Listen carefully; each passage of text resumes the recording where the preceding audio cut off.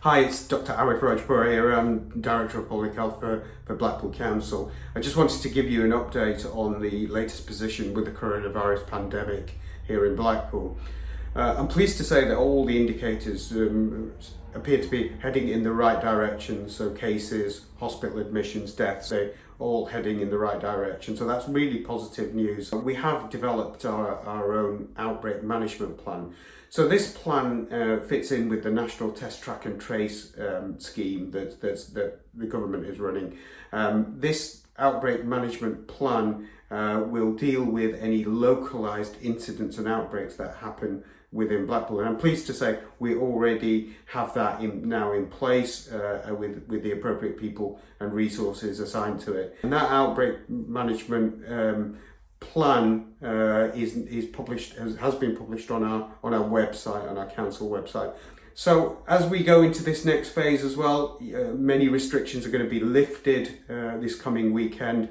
And I'm conscious that introduces an element of risk within the town. We've done really well in Blackpool by bringing the cases down, and as I said earlier, all the indicators are heading in the right direction. What I don't want us to do in this next phase is to ruin all of the hard work that we've done thus far. We really want people to follow the 2-metre guidance and ensure that they're following that guidance when they're out and about in town. That is the safest way to reduce your risk of getting COVID-19. By doing that, we reduce the risk of spreading the virus as the restrictions get lifted.